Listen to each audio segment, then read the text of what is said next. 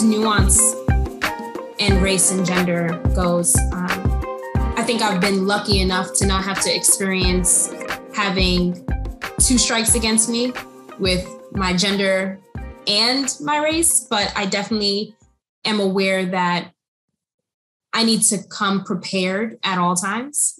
I need to be the best version of myself, because not only am I representing myself, but I also represent my people. So if I don't excel, I may be setting them up for failure in the future. So I think for me, as a type A female that has been in a number of leadership roles, race and gender have sometimes been biases that I've noticed. And I say that because in a previous leadership role, there was no one else at the table that looked like me. So I had to be very mindful of my tone, my appearance, my body language, all of those things. I knew that when I was in that room, I was being assessed.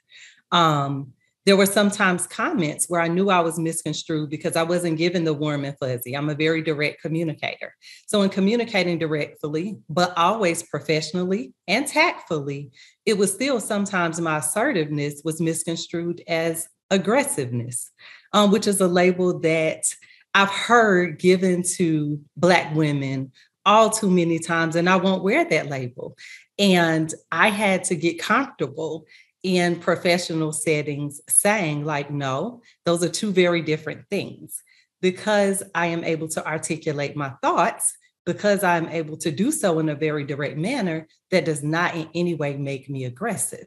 I think it's something I need to be aware of, right? Given, roles and responsibilities here and what I do for the organization, but more importantly, I can't allow it to consume me, right? I think, yes, there's you want that awareness. You want to feel as if you fit in. And sometimes you may be in a room and you look around and there's not other people that look like you and come from where you come from. So that part of it doesn't go away, but I don't allow that to be a blocker or a deterrent in terms of what I do on a day-to-day performance standpoint. I would tell anyone, if you're faced with a situation when you are different, then I'm not saying you're the smartest one in the room, because you can't always be the smartest one in the room. You don't want to be the smartest one in the room, right?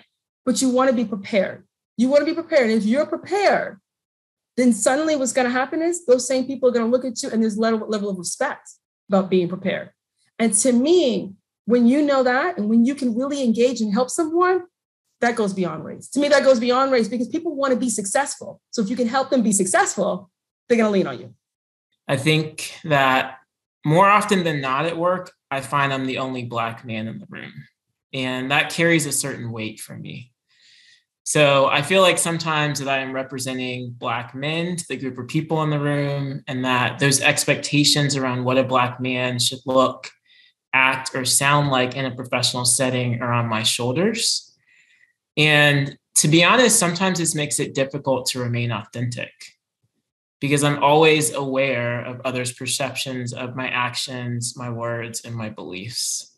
I think that it's helped me to recognize how much harder that I need to work. So one of the things I think that shaped me is because there's not a lot of representation, it's made me believe that I need to set a good example for others. And so, hard work and focus. There's a term that I use with friends, regardless of race or gender, is that you have to be a strong Black woman.